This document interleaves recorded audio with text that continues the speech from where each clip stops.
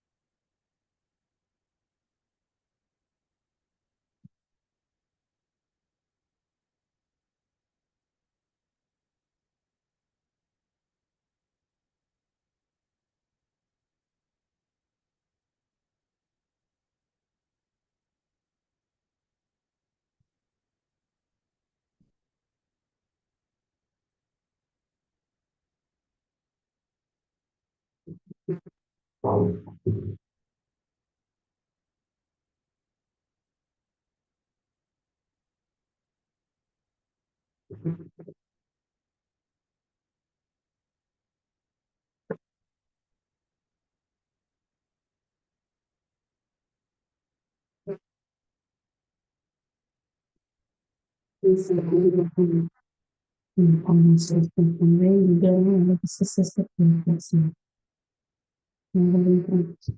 A desculpa de trabalho, posso ficar aqui? Ou não?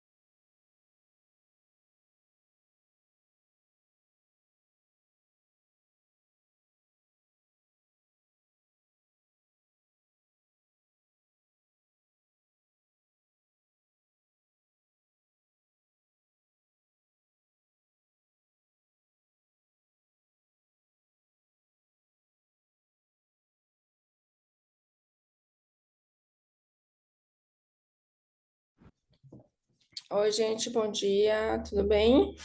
Vocês me escutam? Tudo certo? Sim, eu estou escutando. Ah, então tá bom. Eu vou ser a assessora da sessão hoje. Vocês... Confirmando, o áudio está muito bom.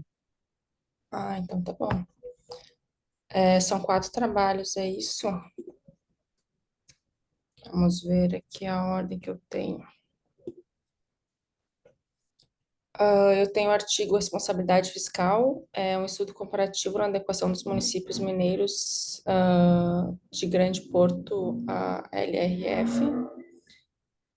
Accountability na educação, revisão bibliométrica, interfaces teóricas sobre mortes violentas, uma investigação sistemática de aspectos vinculados a fenômenos entre os anos de 2000 e 2025, e planejamento participativo em educação pública, uma proposta de um modelo analítico para políticas educacionais sustentáveis.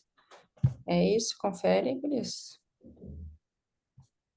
Confere. Eu tô falando aqui do Sul. Aqui a gente fala Gurias. Eu sei que semiária do Brasil inteiro, né? Vocês querem ir testando o compartilhamento dos slides? O que que vocês acham? Pode ser? Ótimo, ótimo. A gente começa então pela ordem que eu comentei dos artigos. O que que vocês Uhum. acham? Pode ser? Sim. Quem quiser começar aí, fica à vontade.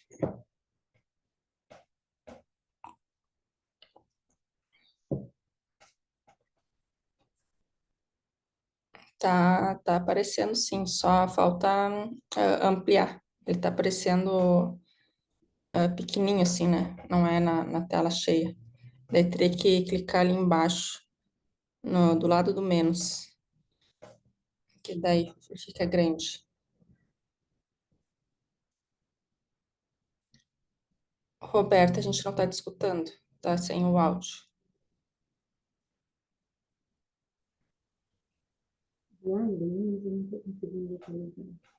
Agora a gente escuta, só tá bem baixinho. Sim.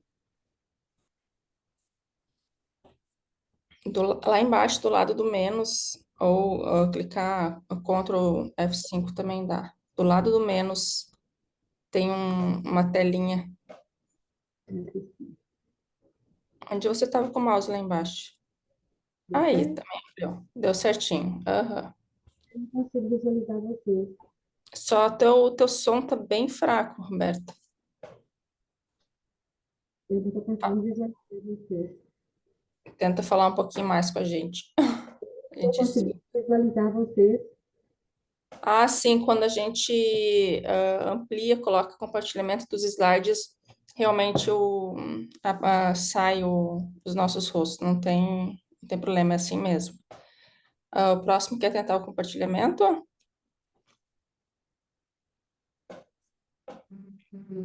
Bom dia a todos. Pode tentar compartilhar aqui, tela com todos aí? Pode tentar, André, fica à vontade. Já, Compartilha para ver obrigado. se a gente consegue enxergar direitinho. Eu já vou fazer aqui, só um minutinho. Ok.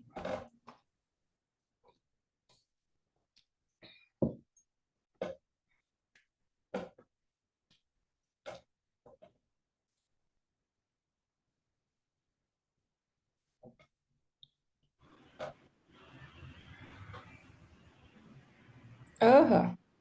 Só falta ampliar também, mas já está funcionando.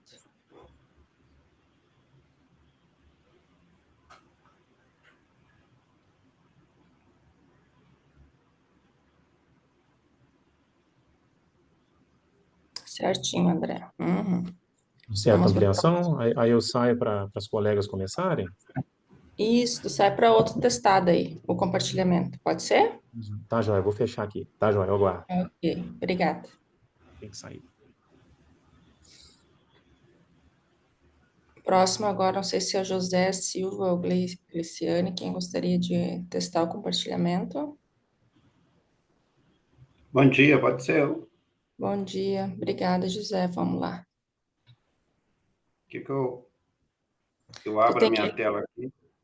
tu tem que ir ali embaixo, tem um botãozinho verde com uma flechinha que está escrito Uhum. compartilhar. Aí tu clica nela.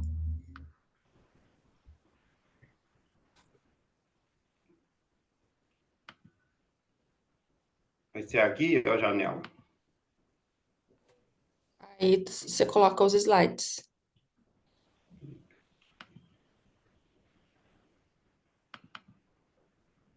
Este.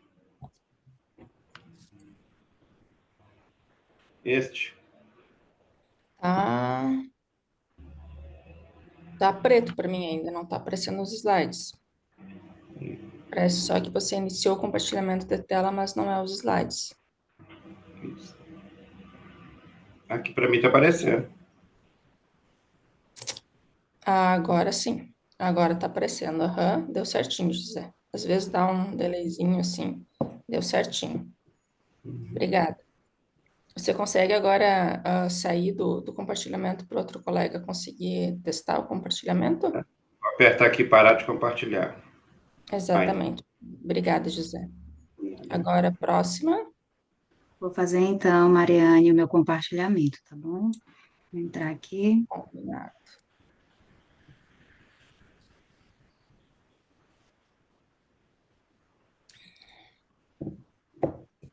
Ótimo, aham. Só falta também ampliar, mas tá certinho. Já. Vamos ver se. hum, Ampliação. E sim, Isso. deu aqui, né? Não, agora tenta Ctrl F5, ver se dá certo. F5.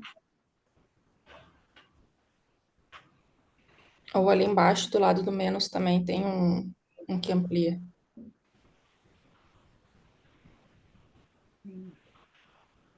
Aqui.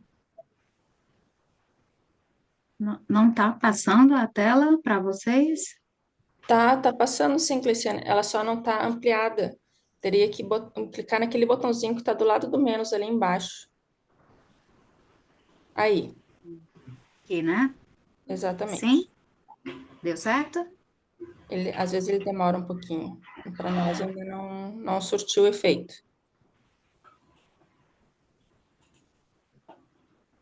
Ele tá travado assim, na tela inicial, só que não tá ampliada. Mas a gente consegue enxergar. Nossa. Ah, mas se não conseguir ampliar, também não tem problema, Gliciane. Só fica mais visível pra gente.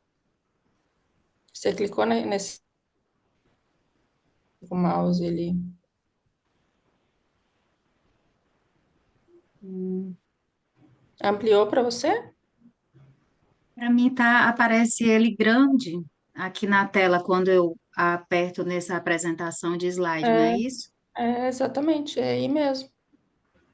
Então, Segue para nós, ele aparece aparece. grandinho, mas eu posso, se for o caso, eu posso colocá-lo em PDF também, Ah, não, daí fica, acho que fica pior. Eu acho que é, assim né? fica mais visível, aham. E até para você no PDF fica ruim. Aham, já aumenta, assim. Uhum. Não tem problema não, Luciane. Eu acho que é algum problema no sistema mesmo. Não tem problema. Cara, gente. Vamos começar então, gente. Por responsabilidade fiscal, um estudo comparativo na adequação dos municípios mineiros de grande porte LRF. Vamos conversar com alguém de Minas, então, agora. É isso?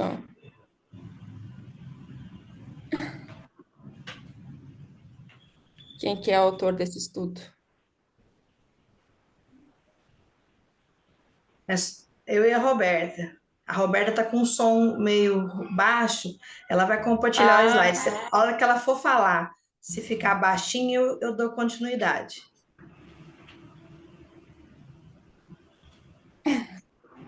que ótimo, temos uma dupla, então. Uhum, tranquilo.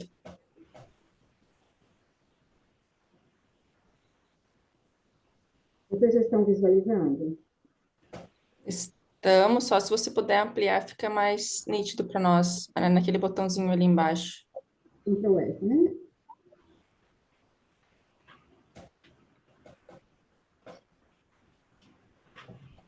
É do lado. É o primeiro no outro sentido, do lado do menos. Aí.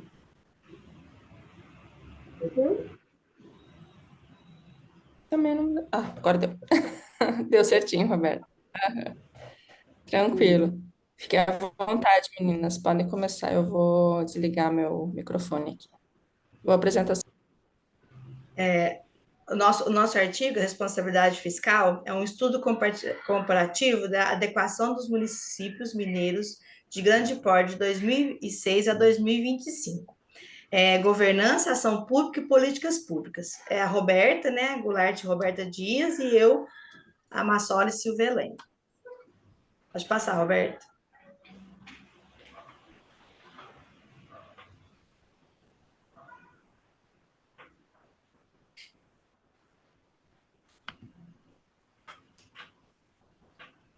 É só colocar a flechinha para o lado, Roberto, do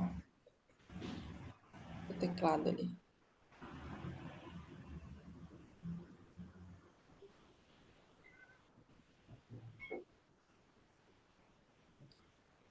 Isso, exatamente. A responsabilidade fiscal dos municípios mineiros de grande porte. Contextualização. Nós somos educadoras, tá? E esse artigo foi feito para um fechamento de duas disciplinas do mestrado que nós estamos cursando, tá? Então, a contextualização. Com a promulgação da Constituição de 1988, os municípios foram identificados como entes federativos e autônomos e passaram a ter maior acesso à distribuição de recursos arrecadados com maior autonomia. Na década de 1990, o Brasil enfrentou a instabilidade das contas públicas por endividamentos progressivos, falta de controle de gastos públicos e transparências deficitária na gestão de recursos. Nessa conjuntura, surgiu a Lei Complementar número 101/2000, denominada Lei da Responsabilidade Fiscal, LRF. A LRF teve grande impacto nas finanças dos municípios que tiveram que se adaptar às limitações impostas pela norma, ajustando a gestão fiscal e financeira. A LRF, Instrumento de Controle e Equilíbrio das Finanças Públicas, limite de despesa com o pessoal dos municípios.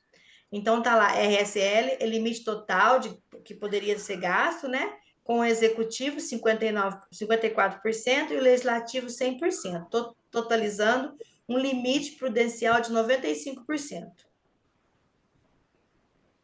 A responsabilidade fiscal dos municípios mineiros de grande porte, qual foi o objetivo do estudo? Investigar a aderência dos municípios mineiros de grande porte à Lei de Responsabilidade Fiscal, LRF, atualizar a pesquisa de Pablo Roges e Ludiane Barbosa Sena, intitulada Análise Agregada dos Municípios Mineiros de Grande Porte, quanto à adequação à Lei de Responsabilidade Fiscal, publicada na Revista Contemporânea da Contabilidade em 2007, replicando sua metodologia. Identificar similaridades e contraste ao longo do tempo. Durante o período analisado pelos estudos, o país enfrentou crise econômica de 2015 a 2016, afetando as receitas especial e a arrecadação de impostos sobre a circulação de mercadorias e serviços. Moraes, 2016. A pandemia da Covid-19, que trouxe impactos na saúde, no setor social e econômico, abalando as receitas com a perda da arrecadação de tributos, VARC et al. 2025. Contribuições do estudo. Através da atualização dos dados e indicadores, o estudo pretende contribuir para avanço do conhecimento acadêmico na área de finanças públicas, apresentar subsídios práticos para os gestores municipais, para a governança pública, conhecer os impactos da despesa com o pessoal frente à receita corrente líquida no período analisado, em um contexto de desafios fiscais marcados por choques econômicos e mudanças sociais, e colaborar para o fortalecimento de práticas e transferências e de controle social.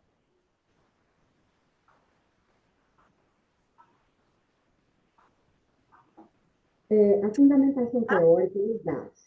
Baseado na replicação de estudos de casos, que nós estamos reproduzindo aí, reproduzindo o estudo, né, anterior de Roger. A lógica de replicação e validação dos resultados fortalece o caráter sistemático e objetivo da pesquisa. A comparabilidade entre os estudos, como ferramenta de análise longitudinal, permite testar a validade e a aplicabilidade da teoria gerada anteriormente. O tipo de pesquisa foi quantitativa e descritiva. As fontes de dados foram o IBGE e o TCE de Minas Gerais. O período analisado foi 2006 a 2020. Porém, no banco de dados consultado, nós tivemos dados referentes ao período de 2014 a 2024 para todos os municípios analisados. As características da abordagem: natureza descritiva, ou seja, observação de registros sem intervenção, atualização sistemática das informações coletadas, identificação de mudanças ou permanência nos padrões.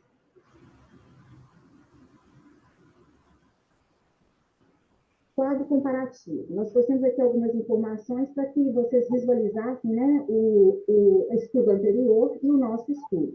O estudo anterior de Roger e Sicena, de 2007, e de Massoli e Goulart, de 2025. O período nós já destacamos, o de Rogers foi de 1998 a 2005, a análise foi por 8 anos, né? 8 anos foram verificados, e o nosso foi de 2006 a 2025, aliás, de 2006 a 2025, 19 anos. Os dados contábeis do primeiro estudo foi do FIBRAM, né, que é um banco de dados da Secretaria do Tesouro Nacional, e o nosso foi do TCE. A amostra, os municípios considerados de grande porte, seriam com habitantes, número quantitativo, né, com mais de 100 mil habitantes. Dados do primeiro estudo foi o IBGE de 2005, o nosso foi o último IBGE que nós temos, né, até então, divulgado, de 2022. No primeiro estudo foram analisados 18 municípios, no nosso estudo foram analisados 32 municípios, ou seja, 14 municípios a mais. Então, nesse período, vários desses 14 municípios atingiram um índice populacional de 100 mil habitantes. Os indicadores de estrutura de receitas e despesas para as duas pesquisas. Análise e discussão dos resultados. A despesa com pessoal, limite fiscal de 60% da receita corrente líquida, como a Silvia já mencionou. Nós analisamos o pessoal do Legislativo e do Executivo. Os gastos com o Executivo de 2014 a 2024, depois, né, do estudo realizado, nós constatamos que a média da despesa foi de 51,14%. 28 municípios dos 32 municípios mantiveram, nos últimos 10 anos, abaixo do limite estabelecido de 60%, ou seja, eles ficaram bem abaixo do índice estabelecido pela LRF. Demonstraram um compromisso com a gestão fiscal. O gasto com o executivo, de 54%, os 32 municípios não ultrapassaram o limite imposto pela lei, apresentando trajetória decrescente nos percentuais de despesas no período de 2014 a 2024, com queda expressiva entre o período de 2020 e 2021, que foi o período da pandemia, né? Gasto com legislativo, que o limite é 6%, verificou-se que a maioria dos municípios operaram no período analisado com margens abaixo de 4%, revelando o esforço em prol do equilíbrio fiscal. Considerações finais. A lei complementar 101, que é conhecida mais comumente como Lei de Responsabilidade Fiscal, trouxe limites para o emprego dos recursos públicos, colabora para a consolidação de uma cultura de responsabilidade fiscal e comprometimento da gestão pública, estimula práticas sustentáveis e equilibradas nos recursos públicos, assegura que as políticas públicas sejam sustentáveis. Seu efeito positivo é evidenciado através dos gastos com o pessoal ao longo dos anos, né? Após nesses 19 anos, isso foi verificado. Os gastos com o pessoal do Executivo mantiveram abaixo de 54% e do Legislativo abaixo de 6% no período analisado, demonstrando equilíbrio fiscal no trato das despesas com o pessoal. Portanto, as despesas com o pessoal não são motivo, essa foi a nossa conclusão, né? Não são o motivo principal dos déficits municipais dos municípios de grande porte, ratificando o estudo de Rogers e Sena, ou seja, o primeiro estudo também teve essa conclusão, e o nosso validou, né, a conclusão anterior. Apesar dos desafios enfrentados pelos municípios mineiros, foi possível observar o compromisso com a responsabilidade fiscal. Aqui nós expomos todas as bibliografias utilizadas, né, empregadas no estudo, então foi essa a nossa contribuição.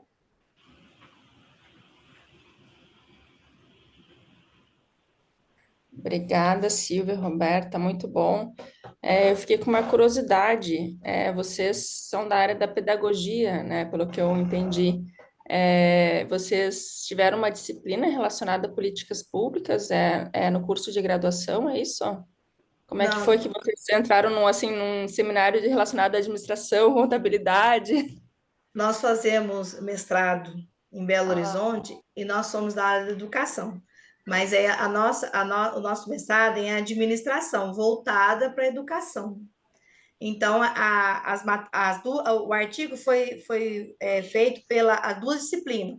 Uma que a Roberta estava fazendo, que era de vivência acadêmica, né? Vivência acadêmica, e nós duas estávamos fazendo a de governança, do outro professor, do Hudson. A gente tinha, para fechamento da matéria, a gente tinha que fazer um artigo. E aí nós fizemos e aí a gente submeteu, né? Porque fazia parte, a submissão fazia parte, né, da conclusão do trabalho. E aí a gente submeteu e a gente foi concluído no SEMEAD. Ficamos muito felizes. Complementando a fala de Silvia, esse artigo que nós replicamos, né, nós usamos como instrumento base, ele foi proposto na matéria de governança pelo professor Hudson. E aí nós achamos interessante atualizar os dados, né? Porque nós ouvimos muito na área da educação, de modo geral, de que os gastos com o pessoal comprometem, né, as receitas, tanto do Estado quanto dos municípios.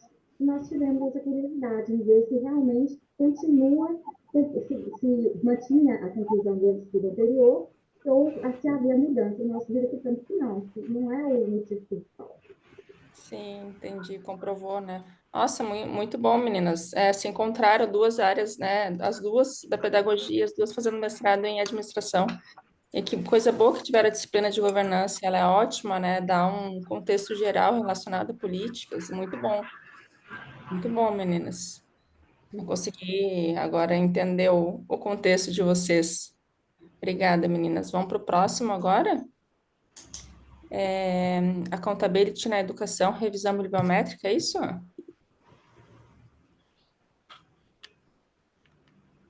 José? Sim, É com pode ir? você.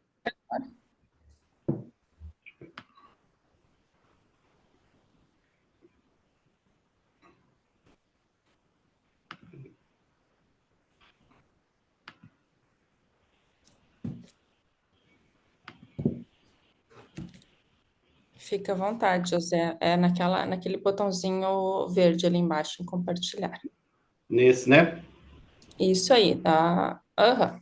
Já apareceu. Super rápido. Obrigada, Pode ir? José. Fica à vontade, boa apresentação. Tá bem. Gente, o nosso artigo também, ele a gente está fazendo mestrado, inclusive eu fiz uma matéria junto com a Silvia aí, aqui na Uni Horizontes, em Belo Horizonte, e essa matéria foi Orçamento e Finanças. Então, também foi do mesmo professor Hudson, que a gente teria que elaborar um artigo, né, pertinente à matéria. E o nosso, a gente veio falar da accountability na educação, e a gente submeteu dois artigos, uma revisão bibliométrica e a accountability na educação, que também os dois foram submetidos ao SEMEAD. A gente tem essa apresentação agora às 8 horas e temos umas 19 horas também do outro artigo. O nosso grupo, ele logrou êxito aí nos dois artigos aí no SEMEAD. Então, o nosso grupo é o Igor, né? Eu, José de Arimateia, a nossa colega Gabriela Duque e a Érica Reis, todas da educação. A gente está fazendo aqui pelo Trilha Educadores aqui em Minas Gerais, então a gente está participando e está sendo muito bom para a gente. Tá? Vamos lá? O artigo é Accountability na educação, uma revisão bibliométrica. Só pegar aqui. Então, assim, o objetivo ele é um estudo do artigo... Só abrir aqui. Voltou? Espera aí, gente.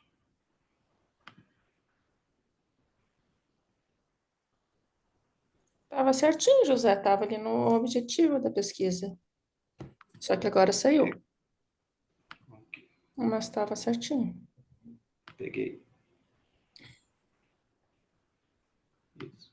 O objetivo, ele é o estudo desse artigo, é uma produção científica sobre a contabilidade na educação, e ele vem com foco a compreender o tema que tem sido abordado na literatura nesses últimos 10 anos. E a relevância desse estudo, ela reside na necessidade de mapear as dificuldades, não só as questões teóricas e empíricas que têm sido emergido nesse sentido. Então, a gente vê que as tendências, elas vêm identificando nesse campo educacional como a contabilidade ela vem influenciando, né?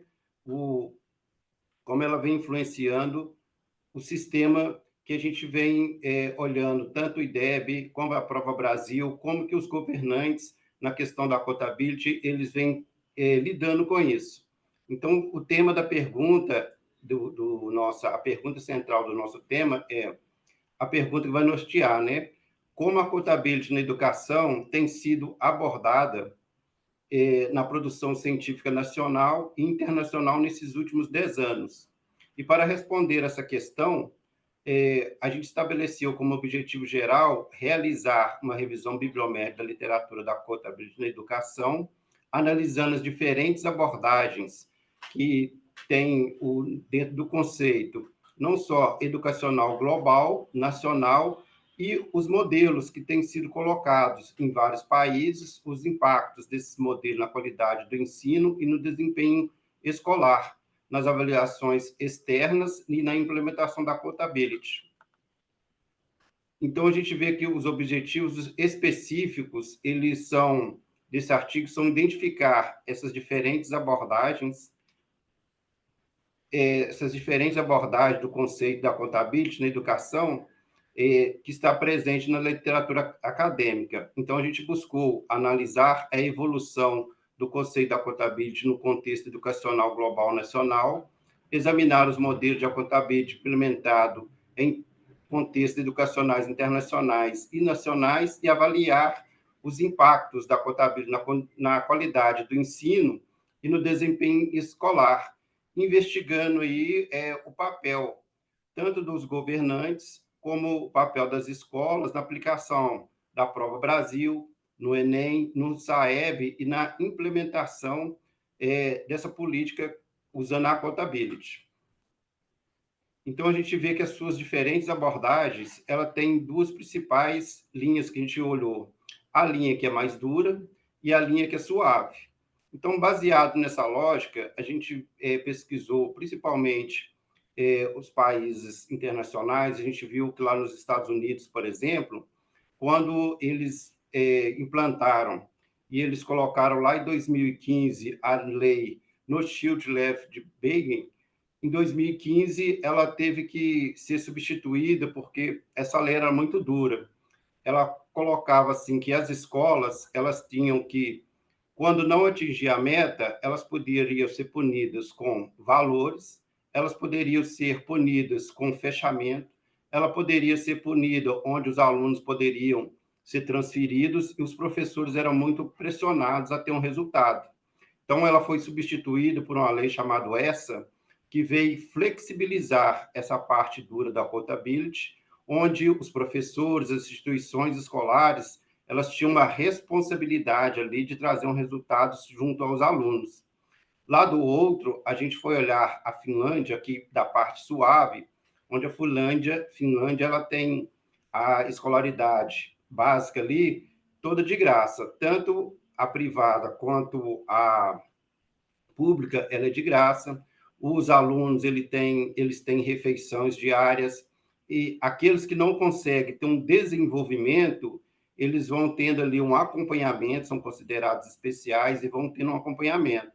E a questão da contabilidade lá na Finlândia, ela é mais suave, ela é participativa, tanto os gestores, professores, o meio acadêmico ali, ele está envolvido ali na questão da contabilidade, não é só uma questão de cobrança.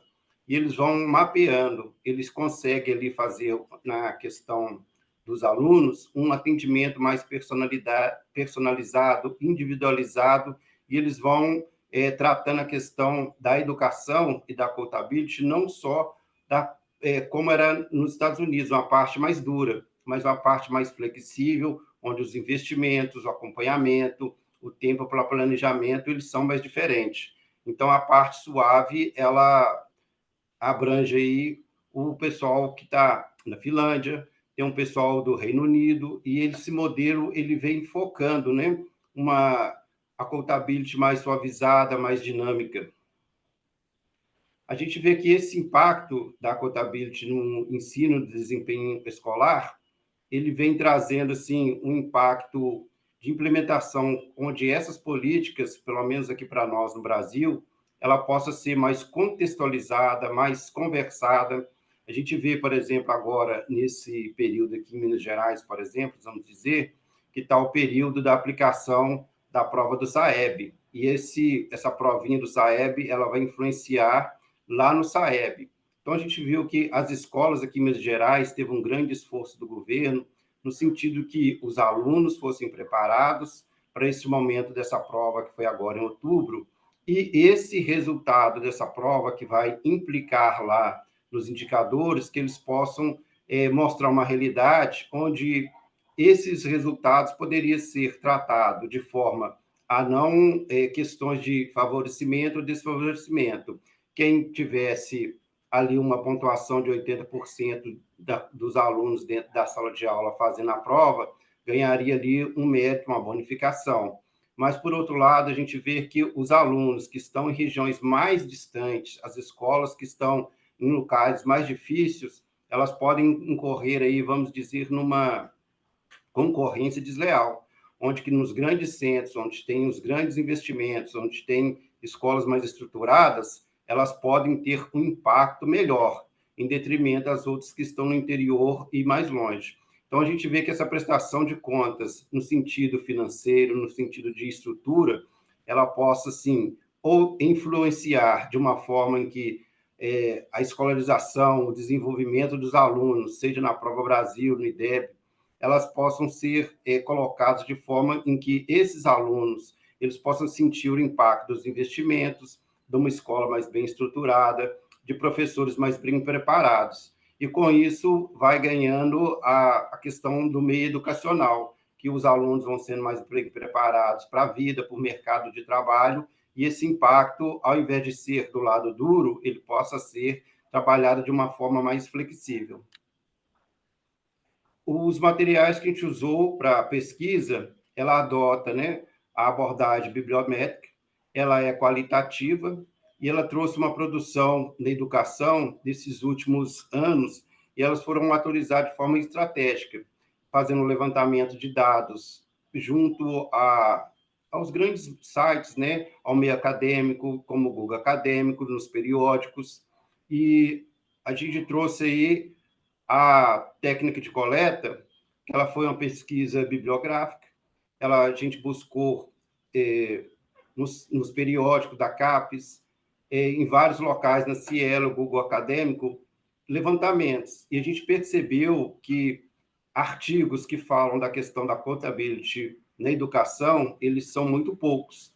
Ao longo desses 10 anos que começou a ser medido, ele veio tendo uma linha gradual de produção científica nesse sentido, em que se fala mais sobre isso, se fala mais sobre a questão da contabilidade na educação, se está falando mais como isso pode, vários eixos ali, várias formas de se trabalhar essa prestação de contas, no sentido de trazer, olhar o que os outros países lá fora estão fazendo, o que pode ser melhorado aqui no nosso país e de que forma isso pode ser convertido para uma educação melhor, para um ensino melhor, para uma distribuição melhor da renda e dos recursos, para que a educação ela possa se desenvolver com esses recursos.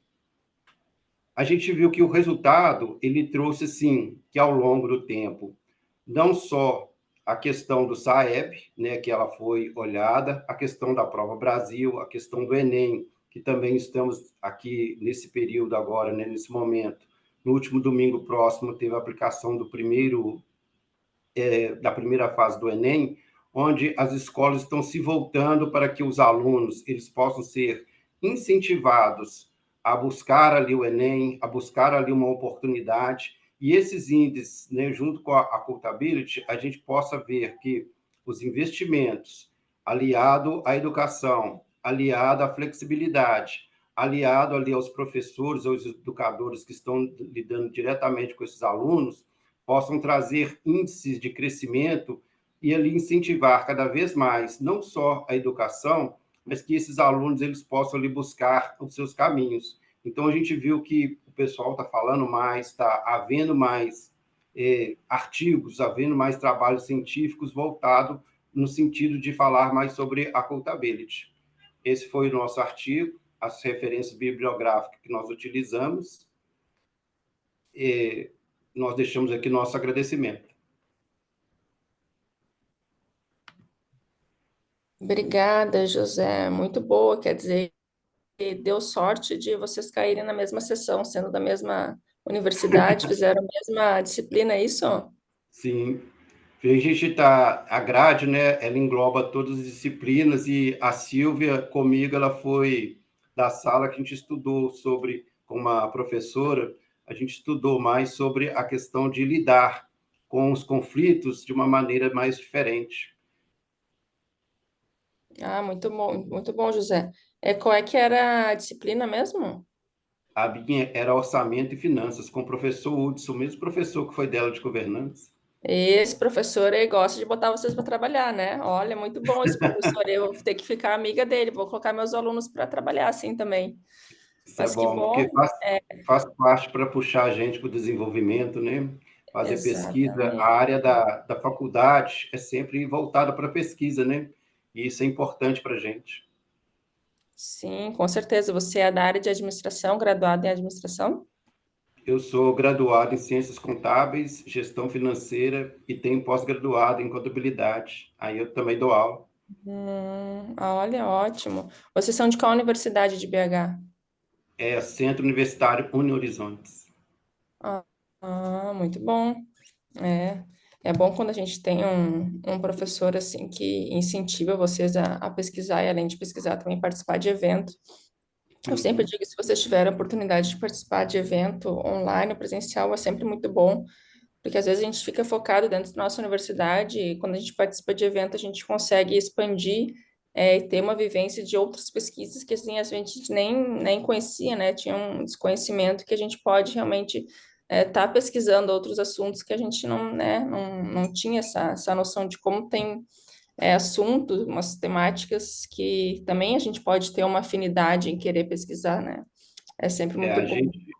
a gente fala que a gente entra na faculdade com uma mente e sai com outra, né? Porque a gente sai, chega ali cheio de conceitos, e quando a gente começa a desenvolver e vai passando pelas matérias, vai conhecendo pessoas de outros locais, igual assim, eu estou aqui em Contagem, a Silva está lá perto de São Paulo, e tem outros colegas que são ali de Valadares e várias regiões de Minas. Então a gente foi se cruzando na faculdade, foi vendo assim, cada um traz um pouquinho do seu local, da sua localidade, cada um traz um pouquinho de si, e a gente vai vendo que quanto mais a gente vai estudando, mais conceitos a gente vai tirando de dentro da gente, a mente vai abrindo cada vez mais.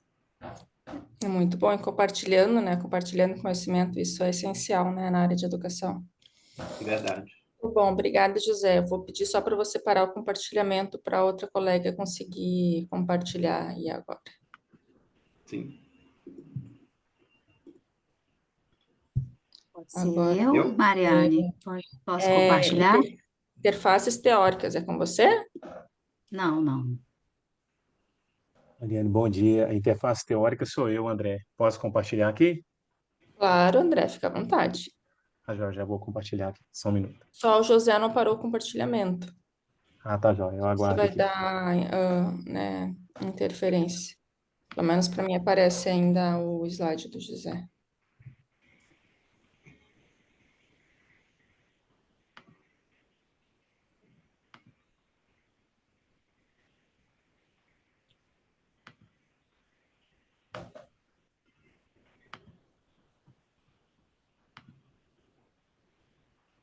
Agora parou. Aham, Posso José, deu compartilhar? certinho. Pode Tá, já vou compartilhar. compartilhar isso. Só um minuto. E depois, se quiser ligar a câmera também, André, fica melhor a apresentação.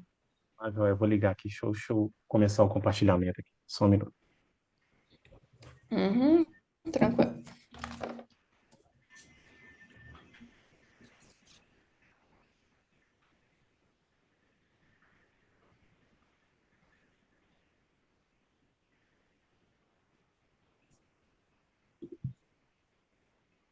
Todos os trabalhos são relacionados à área de governança, administração pública.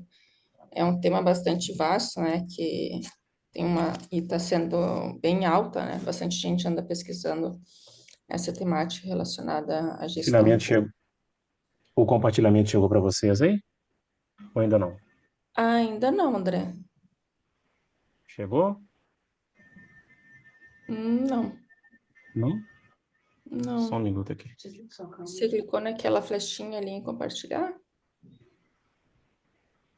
Liguei, só um minuto. Uhum, bem tranquilo.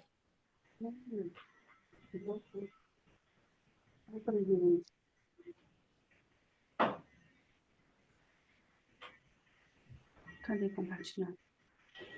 Depois é uma dupla, Gliciane e Antônia, ou a Antônia está participando? Como é que é a... Fiquei curiosa. Sim, a Sandra é a minha amiga, né? Tá no Hum, mestrado acadêmico lá no PPGA da UES. Então, ela ah, veio aqui dar essa força. tem que prestigiar, muito bom. Obrigada. Já está compartilhado aí com vocês? Tá, André, certinho. Pode dar, Fica à vontade, é boa apresentação, André. pode dar início? Tá, joia. Tá, ok. Inicialmente, bom dia a todos, né? Meu nome é André, eu sou Bom dia. mestrando do Programa de Pós-Graduação em Gestão Pública e Sociedade da Unifal Campus Varginha, aqui de Minas Gerais, e escrevi, né, esse artigo aí também, né, em parceria com o professor Gabriel Peçanha, que é meu orientador do mestrado, né, o qual pretendo concluir até o final do ano, se Deus permitir, né, e o título sugerido foi Interfaces Teóricas, né, sobre mortes violentas, uma investigação sistemática de aspectos vinculados ao fenômeno entre os anos de 2000 e 2025. Uma rápida introdução, né, que motivou a fazer esse trabalho, né, é o direito à vida, né, que é o maior bem jurídico tutelado, né, por nossa lei, né, um direito fundamental.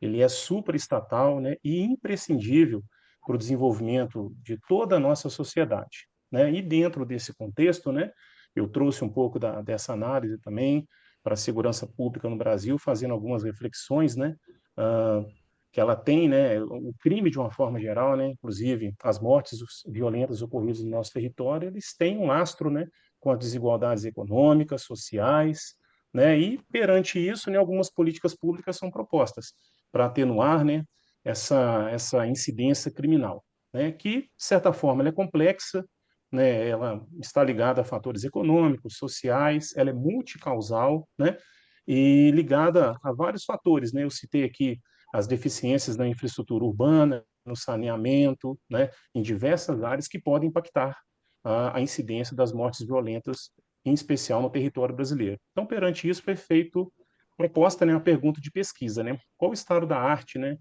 de publicações científicas sobre a temática ligada às mortes violentas, né? O objetivo, né, em sequência, foi examinar as frentes de pesquisa sobre mortes violentas, né, e suas relações com determinantes, né, com relações com causas determinantes, né, previstas, né, na literatura. Então, em razão disso, foi proposto aí um estudo, né, bibliométrico para trabalhar um pouco, né, essa temática. O referencial teórico, né, eu trouxe aqui alguns recortes dele, né.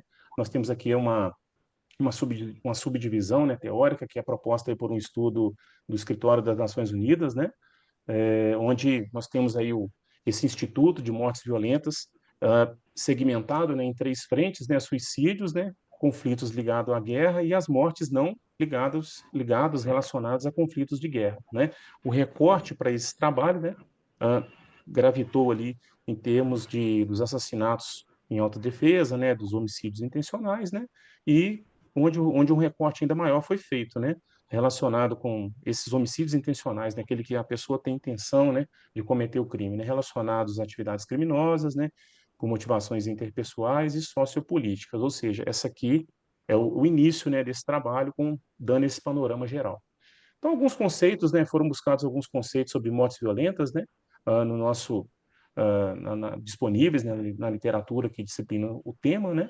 Trouxe aqui um conceito de Barros, né, que é de um trabalho que foi publicado junto ao Fórum Brasileiro de Segurança Pública, né, em 2021, onde são considerados, né, são consideradas mortes violentas, né, os registros aí classificados como homicídio doloso, latrocínio, lesão corporal seguido de morte, né, feminicídio, em mortes decorrências de intervenção policial, estando ou não, né, em serviço ou policial, né?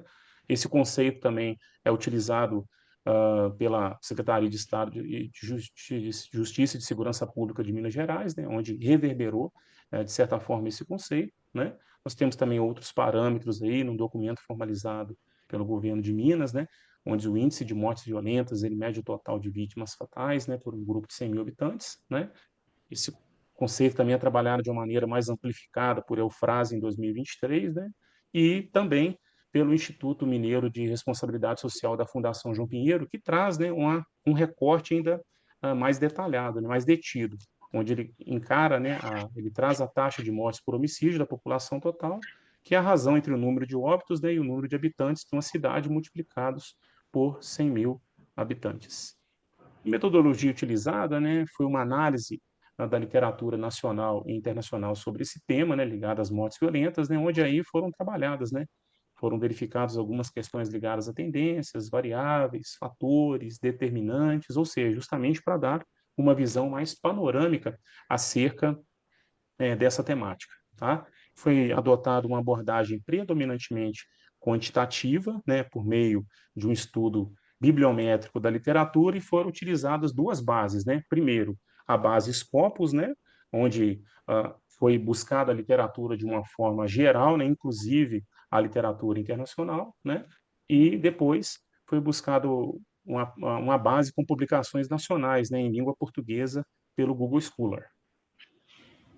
Então, o caminho para trabalhar nessa literatura internacional, né, sobre mortes violentas foi dado início, né, por meio dos periódicos CAPES, né, o acesso CAF, que ele foi obtido via login institucional da Unifal durante o mestrado, né, onde foram acessadas as listas de bases e coleções, né, foi utilizada a base Scopus, né, com o ícone de todos os campos, e as strings de pesquisa foram essas, né, Violent Deaths e Determinants, né, onde é a tradução de mortes violentas e determinantes para a língua portuguesa, né, foram submetidos alguns filtros, né, para seleção e exclusão desses artigos, né, período de 2000 a 2025, né, a área temática em ciências sociais, né, o tipo de arquivo, artigos, né, países com mais de 10 publicações. Ao final, foram obtido um total de 409 publicações, né, que foram salvas em formato Bibitec e submetidas ao programa Bibliometrix, onde foi processado e analisado, né, esse corpus, né, dessas publicações selecionadas. Já as mortes violentas, né, as publicações em língua portuguesa, eu utilizei aqui o Google Scholar, né, por meio do Publish or Perish, né, que é uma plataforma que disponibiliza diferentes bases, mas que dá o acesso a essas pesquisas, né, em diversas áreas. Eu utilizei aqui as strings, né, mortes violentas e variáveis. Por que que eu não utilizei determinantes, né? Quando eu joguei determinantes, eu tive um número mais reduzido de retorno, né? Então, colocando mortes violentas e variáveis, eu obtive um total de 90 publicações, também entre 2000 e 2025, né, com publicações pretéritas e outras mais recentes, né, onde as exclusões, fiz uma seleção, né, com exclusões, eu foquei um pouco mais, né, as ciências sociais, então, publicações relacionadas a acidentes, a área de biologia, perícia, saúde, né, e suicídio, elas foram excluídas. Tive um total de 35 itens selecionados, né, onde eu refinei os títulos e o resumo de cada arquivo desse, montei um corpus textual, né? Formei esse corpus textual na extensão TXT, que é a extensão compatível para ser processada no Iramutec, que é um programa que trabalha com com análise de palavras, com análise linguística, lexical, né, e traz aí um ferramental interessante para a gente trabalhar assuntos, né, relacionados a bibliometrias, né?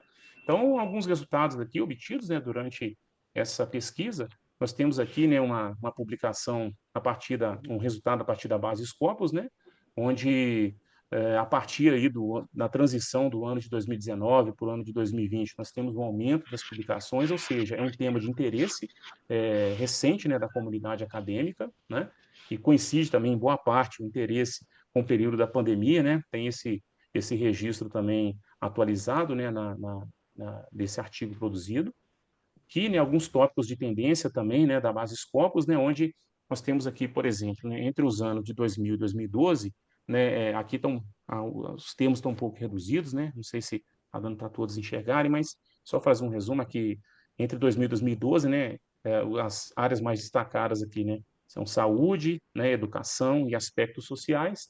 Entre 2013 e 2021, né, é, o foco aqui é mais ligado à segurança pública, a fatores socioeconômicos, né?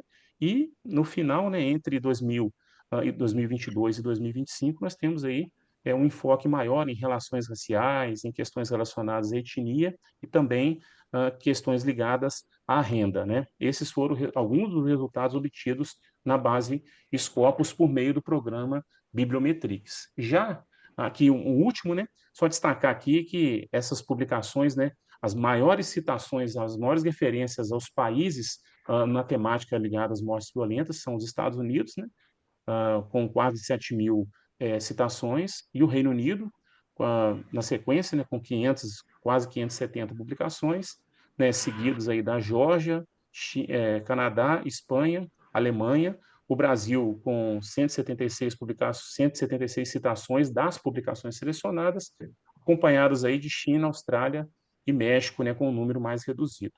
Aqui, né, eu já tenho um dos resultados, né, da análise feita junto ao Iramutec. O que esse gráfico aqui traz? Né? Uma disposição de vocábulos do corpus textual montado por meio dos 35 artigos selecionados para o estudo, né? Em linhas gerais, esse gráfico traz que há um número baixo, né, de palavras que aparecem no corpus textual muitas vezes, né, e um número alto de palavras que com poucos registros, né? O que isso quer dizer, né? Isso traz um padrão, né, com distribuição linguística, indicando, né, que é um texto natural, né? São textos naturais que fizeram a composição desse corpus, né? Ou seja, há uma regularidade aí lexical, né? E esse texto, o corpus textual que foi montado, com base nessa disposição do gráfico, ele indica que ele pode ser submetido, sim, a análises estatísticas, né, comparativas com a integralidade das palavras que o compõem, né, que compõem todo o corpus textual. Aqui, né, um outro resultado, né, foi montado aí, né, foi analisado, né, e dado como resultado um dendrograma, né, de classes de palavras, né, ele trabalha essa classificação e categorização de palavras, né. Classe verde, ela foca um pouco mais, né, a interface entre o crime e fatores socioeconômicos, né. A classe vermelha, né, a idade, já traz um pouco mais de relação de idade, violência, né, bem-estar e ordem social, né. A classe cinza, ela já traz ali a questão de base, de dados, né, de fontes, a forma com que cada publicação foi utilizada, né, para ser vinculado o texto à publicação. A classe azul, né, ela traz um pouco uma discussão sobre prisão, gênero, né, e crime, né, e a classe lilás, por fim, né, a morte, causa, sexo, dentre outras questões. É importante mencionar que essa classe de palavras, ela traz aqui, né, uma interface, né, com os tópicos de tendência pesquisados lá na literatura internacional como um todo, né? Ou seja, foram percebidas essas interfaces durante o trabalho entre aquilo que foi pesquisado na base internacional, né, de uma forma geral, e na base com publicações em língua portuguesa. Então, as considerações finais, né, a temática sobre mortes violentas, ela vem, né, despertando, conforme foi indicado, o interesse da comunidade acadêmica, né, com um número crescente de publicações, né. O Brasil não apresenta protagonismo, né, se parametrizarmos aí o número de citações, de menções, né, nas publicações levantadas, né, esse protagonismo é assumido pelos Estados Unidos e pelo Reino Unido, né, as conceituações relativas às mortes violentas permitem, né, uma disposição de diferentes abordagens, né, considerado um acervo pesquisado, né, percebeu-se aí uma relação, né, da fenomenologia ali, estudada com fatores vinculados à idade, indicadores socioeconômicos, a causa da morte, né, das relações vinculadas a sexo, saúde e outros, a território e fatores ambientais, né, e não foi notada nenhuma primazia de determinada vertente teórica ligada às mortes violentas em relação a outra, ou seja, nós temos aí um rol, né, de possibilidades com diferentes perspectivas teóricas, né? Apenas complementando, esse artigo ele faz parte, né, do texto como um todo de uma dissertação que eu venho desenvolvendo, né, sobre mortes violentas, né? Um primeiro recorte teórico geral, em seguida, no outro artigo, eu faço uma análise, né, uh, relacionada a estados brasileiros, né, onde eu trabalho algumas dessas métricas, indicadores públicos que são trazidos, né, nessa bibliometria, e, por fim, eu faço um recorte ainda mais reduzido, com municípios ao sul do estado de Minas Gerais, né? Então, há uma integração desses três artigos que compõem a dissertação ao final, né? E essa é a ideia principal desse artigo, né? Aqui são algumas referências, né, trabalhadas nessa apresentação, que foram também mencionadas, né, durante o trabalho como um todo, né, o texto enviado para submissão. Agradeço aí o retorno, né, a oportunidade da USP, né, por apresentar esse trabalho. Agradeço, né, o retorno dado das correções, né, das sugestões para melhoria do trabalho, né, que foi retornado aí pela organização do SEMEAD, e agradeço, né, ao professor Gabriel pela orientação e parceria nessa empreitada, e a Unifal Campus Varginha, né, por meio do programa de pós-graduação em gestão pública e sociedade, que me trouxe essa oportunidade de apresentar mais essa publicação. Muito obrigado a todos e me coloco à disposição. Obrigada, André. Muito boa apresentação, ótima didática. Você é da área do direito? Deixa eu só voltar aqui. Deixa eu voltar aqui, só um minutinho. Uhum, bem tranquilo.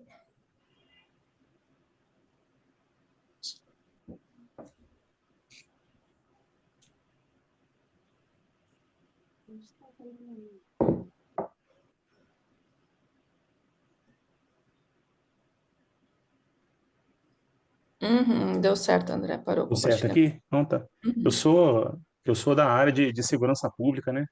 Sou major da Polícia Militar de Minas Gerais, né? Ah, Moro em Varginha, né? Atualmente eu exerço a função de subcomandante aqui do Batalhão de Varginha, né? E tive essa oportunidade aí de cursar o mestrado, né? E se Deus quiser, até o final do ano eu pretendo defender o texto final da dissertação, né? Desejo também sucesso aos demais colegas aí que estão nessa empreitada, que nós sabemos que é uma atividade complexa, né? Compartilhar no trabalho, família, estudo, mas enfim, eu tenho certeza que vai ser extremamente, apesar de desafiadora, né? Vai ser extremamente gratificante para todos aí. exatamente. Não é uma atividade, né? Eu digo que é a atividade, né? Não é uma qualquer, né? Mas a gente troca o artigo porque é a, né? Só quem, acho que quem vive a pós-graduação tem um pouquinho na noção como é que é fazer, né? Um mestrado, doutorado. Não é algo simples, né?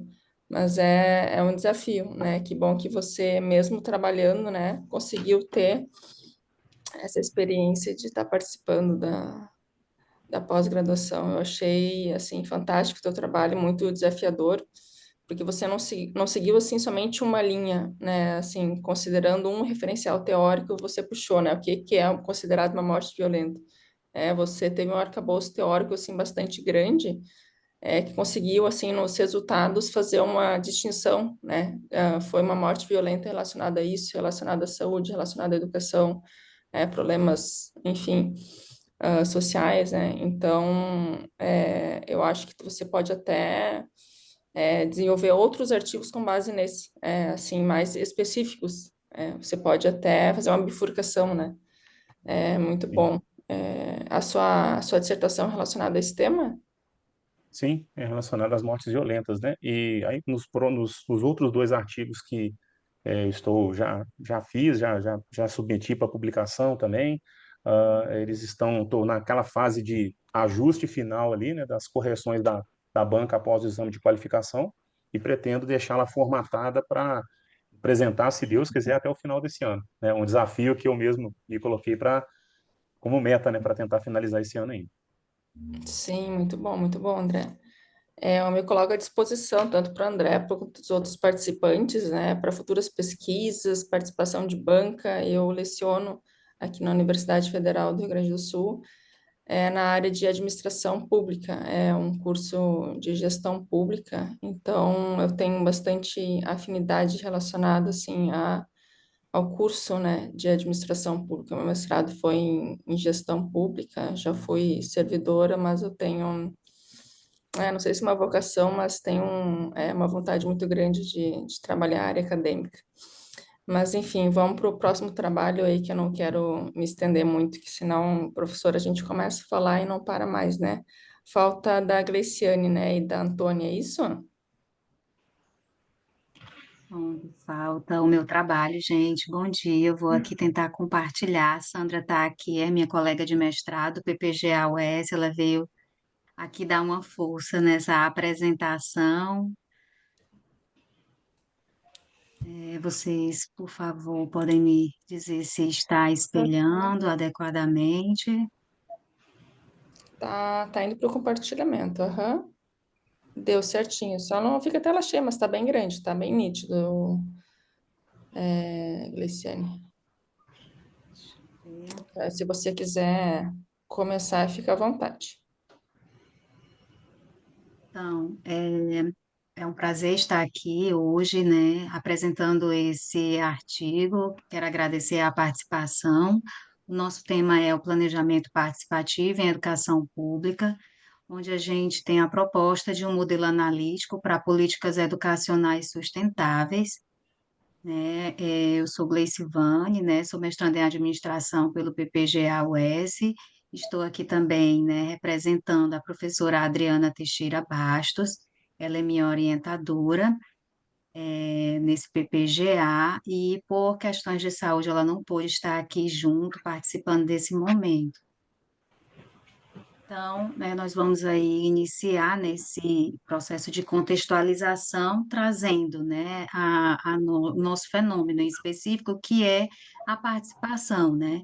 Então, a literatura, ela traz, né, os benefícios organizacionais e subjetivos da participação, e quando ele é percebida, essa participação, quando ela é percebida como legítima e efetiva pelos sujeitos envolvidos. Então, na literatura, nós temos também importantes classificações para os tipos e graus de participação e diferentes métodos que estimulam a ação e o aprendizado conjunto, né, que possibilitam o acesso dos sujeitos a esse poder decisório, né? Existem também marcos legais, como a Constituição Federal de 1988, a LDB, o PNE de 2014, que eles orientam esse engajamento da comunidade escolar. Contudo, essa tradução efetiva, né, dessa participação, dessas normas e práticas, elas dependem da capacidade das instituições, né, de criar esses arranjos organizacionais sensíveis a essas realidades locais. O que é que isso implica? Que a simples existência de instrumentos, eles não garantem a gestão democrática, que pressupõe essas condições de participação ativa, dialógica e contínua. Então, nosso problema de pesquisa aqui levantado, ele traz, né, a necessidade de uma lente que possibilite uma compreensão mais profunda da participação como uma prática organizacional na educação pública, né? E isso implica em romper com essa visão puramente normativa da participação, né? Ou seja, será que só ocorre participação se ela estiver exatamente de acordo com essas diretrizes legais? Então, nós identificamos uma lacuna teórico-prática no campo educacional, né, em que falta esses modelos analíticos que integrem a participação democrática às práticas estratégicas, né, nas organizações educacionais públicas. Então, essa lacuna ela é preenchida através desse modelo analítico, que ele tem como foco essa natureza dinâmica situada das práticas estratégicas, para abordar essas deficiências. Então, nosso objetivo aqui é propor esse modelo analítico, né, que combine os conceitos práticas, práticas e praticantes da lente estratégia como prática, com as dimensões de inclusão e transparência da estratégia aberta, que vai oferecer essa lente orientada a processos, situada e relacional para interpretar propostas de políticas educacionais participativas. Então, ao longo da fundamentação teórica, nós procuramos, né, fazer a interligação entre as políticas educacionais e a gestão democrática. Então, é importante a gente entender antes que as políticas elas refletem essa conexão de força, né? Um campo é um espaço de disputa entre classes sociais pela hegemonia, somado às pressões de organismos multilaterais, e as políticas públicas educacionais, elas se distinguem das demais por apresentar esse conjunto de normativas e mecanismos financeiros específicos, né, e ter um foco mais acentuado nessa participação social via gestão democrática, né, e a incidência de grupos, né, privados e organismos internacionais nessa concepção de currículo, né, que vai dar uma complexidade aos objetivos educacionais, né, que tem aí como foco superar essas desigualdades sociais e históricas. Então, não são fáceis, né, de serem efetivadas essas políticas públicas educacionais. Então, a gente entende que essa implementação ela depende desses arranjos que conectam as decisões às práticas cotidianas. Então, nesse processo, a gestão democrática ela tem esse caráter estruturante e transversal, orientando, né, esse modo como as políticas devem ser construídas, executadas e avaliadas. Então, a gente entende que essa gestão democrática, ela é uma experiência coletiva de vivência democrática, ela não deve ser entendida como um mero dispositivo técnico-administrativo. Ela precisa ser situada como uma prática social e política, né? E essas práticas participativas genuínas, elas vão elas vão estar aí, né, embasadas na escuta, na corresponsabilidade, nessa negociação de interesses, e está condicionada à construção desses ambientes, né?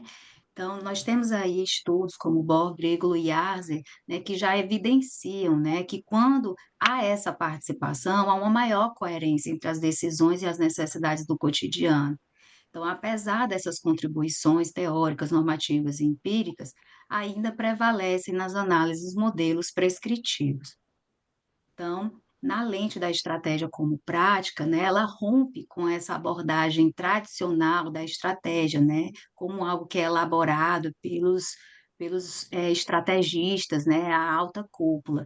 Então, a estratégia nessa concepção, ela é algo que as pessoas fazem no cotidiano das organizações, tem como seu expoente o Hinton, né, que aí ele traz a estratégia como uma prática social e a inter-relação entre três elementos, que é a prática, praticantes e a praxis, né? A prática é o material da estratégia, os praticantes são os regentes dessa ação, e a praxis é quando os atores, eles utilizam esse repertório de prática, que pode ser reproduzido, ou que pode ser alterado esse repertório na medida em que eles vão se deslocando para o próximo episódio de praxis. A praxis é a atividade real da estratégia.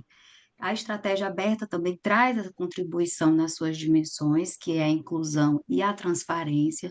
Então, essa inclusão na estratégia aberta diz respeito à ampliação dos sujeitos envolvidos na formulação e na implementação da estratégia, enquanto a transparência, ela é referente à acessibilidade das informações e à visibilidade dos processos. Então, aqui a gente tem aqui, né, a partir da fonte do modelo 3P de Winton e Tavakoli, Schwartz e Souda, né, de 2017, essa junção entre essas duas lentes, da estratégia como prática e as dimensões da estratégia aberta.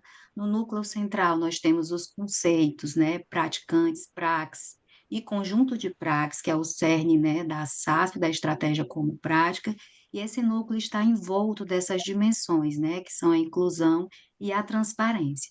Observe que eles estão inseridos dentro de um contexto, né, de um tempo. Então, a estratégia aberta, nesse contexto educacional, ela é importante porque ela problematiza como essas decisões estratégicas são tomadas nessas organizações públicas, né? O modo como os autores são integrados, né? De que forma essa legitimidade é favorecida. Contudo, né, essa abertura, ela traz alguns dilemas, algumas tensões, que nos ambientes educacionais importa perceber se eles se configuram da mesma forma que a literatura já traz, e ou se existem outras dificuldades que se intensificam, né, diante, seja da instabilidade institucional, ou seja, de limitações estruturais. Então, a estratégia no campo educacional, ela é interpretada como uma prática social em disputa, né? Então, a inclusão e a transparência, elas não são apenas fins normativos, elas são elementos que estruturam o desafio e reconfiguram as ações estratégicas nesse cotidiano. Então, a proposta dessa articulação entre a SAS e a estratégia aberta, ela vai tem a promessa de avançar na compreensão dos desafios da gestão democrática, né? O limite dos modelos prescritivos, né? Na centralidade, na experiência situada na produção da estratégia. Então, nós acreditamos que ela vai nos ajudar a compreender profundamente os mecanismos participativos, a sua constituição prática, seus sentidos, seus efeitos, na forma como o sujeito se engaja, negocia e reinterpreta. Então, nós temos aqui alguns estudos empíricos que já revelam, né, essas possíveis contribuições, né?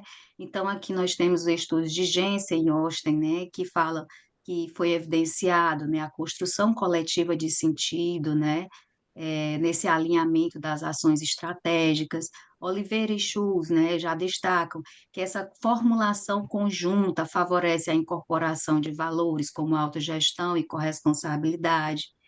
Também nós temos esses estudos de Scholz, Rosa e Borges, né, que demonstram como a abordagem permite compreender o empoderamento dos trabalhadores que fazem parte ali de uma incubadora.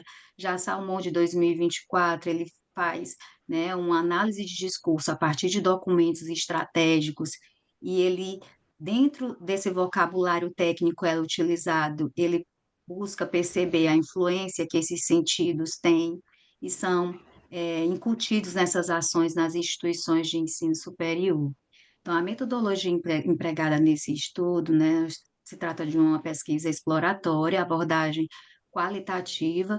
Nossa estratégia de coleta e análise de dados foi uma revisão bibliográfica com caráter interpretativo e construtivo, ou seja, vai além da simples síntese da literatura, busca uma articulação crítica entre os conceitos, a identificação de lacunas e a proposição de novas compreensões.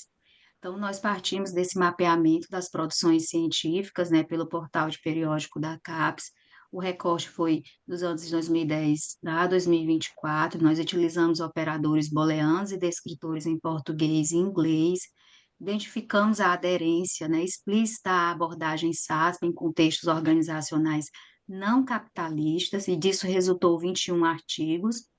Procuramos, na sequência, analisar as introduções, conclusões dos textos, para aferir as contribuições, e, por fim, a leitura completa permitiu a sistematização crítica desses referenciais. Então, o que nós percebemos também foi um avanço gradual das produções que articulam, né, essa lente da abordagem da estratégia como prática, né, e principalmente a partir de 2017, né?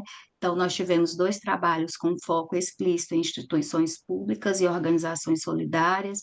8 artigos já tinham uma base empírica, né, que evidenciaram, né, a aplicação da SASP em investigações de campo, e 5 desses estudos foram conduzidos no contexto de ensino superior, ou seja, revelam o potencial dessa abordagem no campo educacional. Então, aqui nós trouxemos uma estrutura geral, né, que visa fazer essa ampliação, né, da compreensão das práticas cotidianas, né. Nós entendemos que essas práticas participativas em políticas educacionais, elas estão inseridas, né, dentro de um contexto, né, ou seja, submetida a certas condições, né, relações, dinâmicas e também legitimidade, né, dessas dinâmicas. Então, esses eixos que nós colocamos, eles são interligados e nos ajudam a compreender melhor esse modelo analítico, né, dentro desse campo educacional, em que a gente procurou articular a estratégia como prática e a estratégia aberta.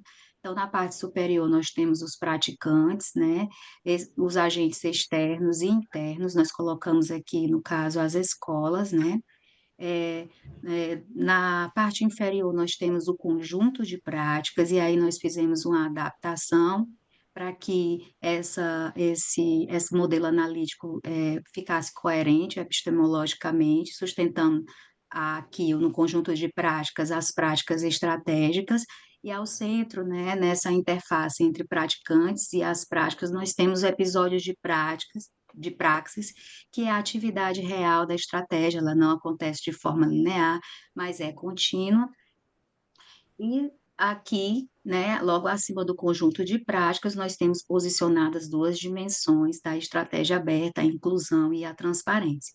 Na legenda, nós temos, né, todos os atores, né, posicionados, as setas indicam a direção e a agência, né, quando a agência ela está nas duas pontas e quando a agência está apenas em uma das extremidades, né?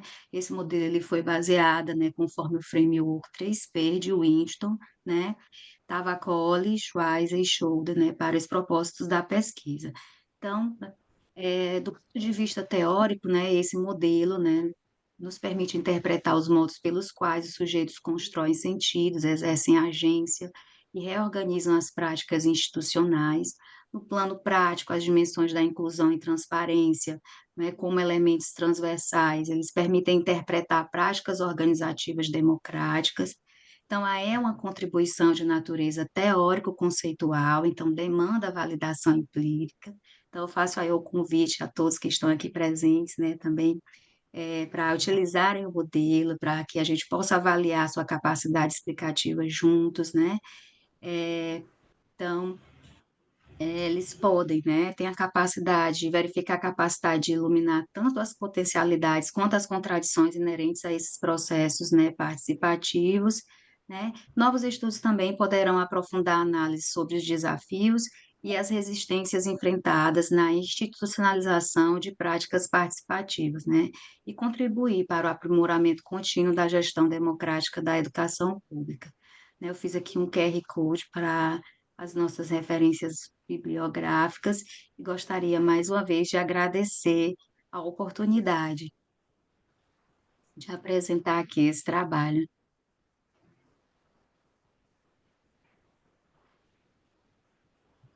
Ótimo, Gleicivane, muito bom. Desculpa, eu te chamei errado pelo nome antes, estava tão pequenininho que eu achei que era Glaciane, desculpa, eu já estou me corrigindo, viu, Gleicivane, muito obrigada.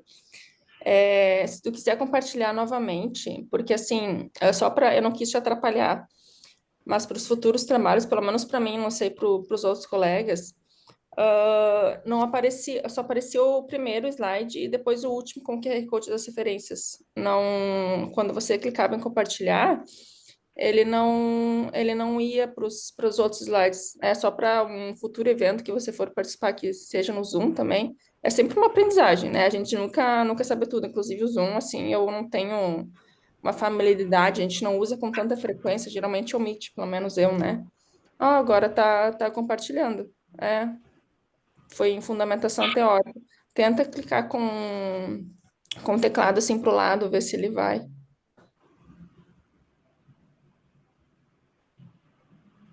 Ele está em fundamentação teórica. Não sei se é assim, né? Eu não sei, às vezes a gente não estou tentando só no sentido de te auxiliar para futuros eventos, né? Ele parou no slide 5 agora. Ah, tá no slide 7. Não sei, mas durante a sua apresentação ele ficou travado no primeiro slide, né? E depois foi ali no QR Code das referências. Mas assim, eu não quis te atrapalhar, a sua apresentação estava muito boa, né? A didática, a metodologia foram ótimas. Só para futuros eventos, assim, não sei o que aconteceu. Ai, que Agora tá. pena, gente. Não, mas Vou mostrar aqui, então, o desenho, né, da pesquisa, que eu acho que é uma, né, não sei se está dando para vocês visualizarem agora direitinho. sim. Aham. Ó, então, esse aqui, né, é o modelo analítico, né, propriamente dito, né, em que a gente vai unir, né, as duas lentes, a estratégia como prática e a estratégia aberta, né, e aí nós temos aí na interface entre praticantes e conjuntos de práticas, né, os episódios de praxis, que é a estratégia real, né, é a atividade real da estratégia. Nós temos aqui logo abaixo dos episódios de praxis, nós temos as duas dimensões da estratégia aberta, a inclusão e transparência. Então, é esse modelo que nós estamos, né, utilizando né, na nossa dissertação de mestrado, né? Estamos estudando, né, uma política pública voltada para a primeira infância, e essa lente tem nos dado essa oportunidade de analisar essas perspectivas, né, participativas. Tranquilo, muito obrigada. Não sei o que aconteceu, porque a impressão que eu tinha é que você tinha acesso, você estava enxergando, né, os slides assim, né, um por um, só para gente que ficou travado no início. Não sei realmente o que aconteceu, mas agora tá indo o compartilhamento.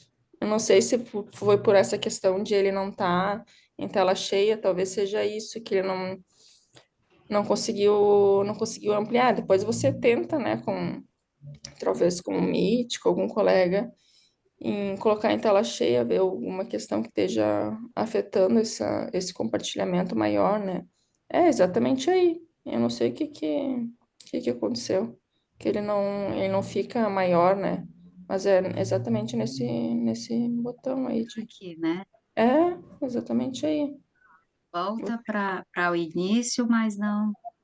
Você clica aí e para nós ele não muda. Fica no mesma situação de ele não aumentar a tela. Não sei, talvez dar uma Entendo. pesquisada por que está acontecendo isso. Eu vou verificar. Talvez seja algum problema de configuração dentro do próprio computador, né? Exatamente. Não, mas como agora é uma época de bastante evento e pro ano que vem, enfim, quando tiver, checar isso para a gente tentar corrigir, né? Mas muito bom, parabéns pelo Então, trabalho, Glicivane. obrigada a todos, gente, pela oportunidade. A gente que agradece, muito bom os trabalhos, gente, temática muito boa. Agora a gente conseguiu sair de Minas e foi lá para o Nordeste, né? Todos os trabalhos anteriores eram todos com sotaque mineiro. Eu que não falei embate aqui do Sul, mas muito bom, gente. Gostaria de agradecer muito a participação de vocês. É coisa boa que vocês tiveram um trabalho aprovado, né? Assim, com mérito e num evento tão importante. E ao mesmo tempo é ótimo esses eventos no sentido de feedback dos avaliadores, no sentido da gente sempre melhorar, e tanto para a dissertação de vocês quanto para a publicação. É sempre bom a gente ter publicações, como o André falou, que já está enviando para revistas, né? A área acadêmica sempre está nesse sentido, não somente da gente trabalhar a educação, né? Mas é o ensino, pesquisa, extensão também, né? Quando a gente trabalha a questão da educação com a universidade pública, a gente tem que pensar nessa questão da inclusão, da diversidade, da gente conseguir aproximar a sociedade dentro da educação. Muito bom, gente. Vocês gostariam de tirar uma foto? Querem tirar um print da tela? Sim, Então, sim. então preparem se vocês querem tirar um print ou uma foto. Vamos ligar as câmeras. Muito bom. Agora a Sandra também está participando. Vamos lá, então. Vou tirar um print aqui, tá, gente?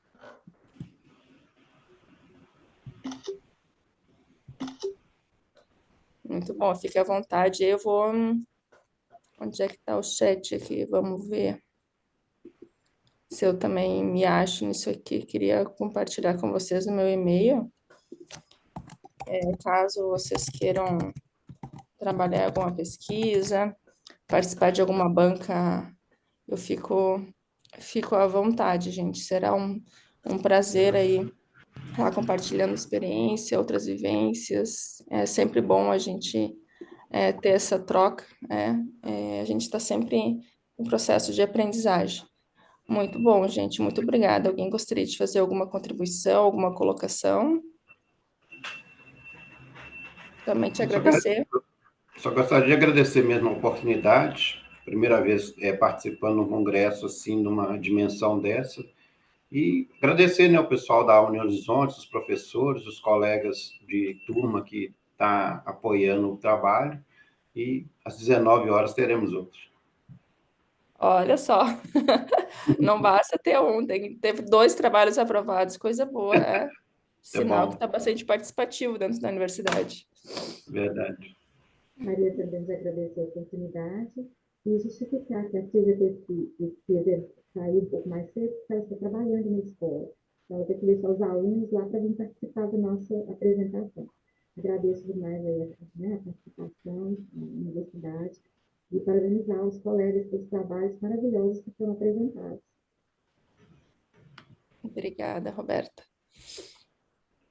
Muito bom, gente. Eu desejo sucesso aí na carreira acadêmica de vocês, que vocês tenham êxito em futuros eventos, também nos artigos aprovados, assim como nas dissertações e futuras teses, né?